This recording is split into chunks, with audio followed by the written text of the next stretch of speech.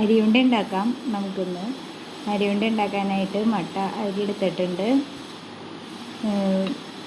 തേങ്ങ, ശർക്കര, ഏലക്കായ.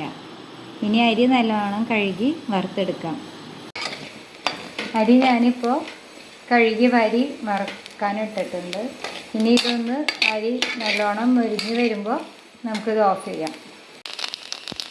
അരി ഞാനിപ്പോൾ നല്ലോണം വറുത്തെടുത്തിട്ടുണ്ട്.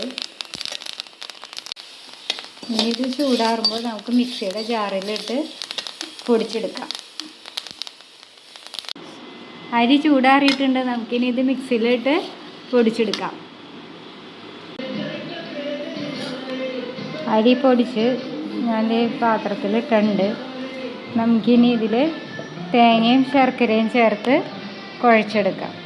ഞാൻ തേങ്ങയും ശർക്കരയും കൂടെ തന്നെ ഈ അരി പൊടിച്ച് മിക്സിയുടെ ജാറിലിട്ട് ഒന്ന് ക്രഷ് ചെയ്തെടുക്കുന്നുണ്ട്. തേങ്ങയും ശർക്കരയും ക്രഷ് ചെയ്തത് നമുക്ക് അരി പൊടിച്ചതിലിട്ട് മിക്സ് ചെയ്തെടുക്കാം.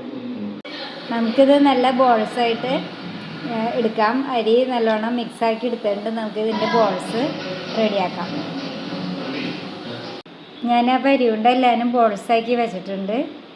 അപ്പം നമ്മുടെ ഈസി അരിയുണ്ട ഇവിടെ റെഡിയായി. ആകെ 3 ഇൻഗ്രീഡിയൻസ് മതി: അരിയും ശർക്കരയും തേങ്ങയും പിന്നെ ഫ്ലേവറിന് ഏലക്കായും. ഇത്രയും കൂടെ കൊണ്ട് നമുക്ക് അരിയുണ്ട റെഡിയാക്കാം. ഈ ഈസി അരിയുണ്ട നിങ്ങളും ട്രൈ ചെയ്യുക. നല്ല ഹെൽത്തിയാണ് ശർക്കര ഉള്ളതുകൊണ്ട്. Okay, thank you.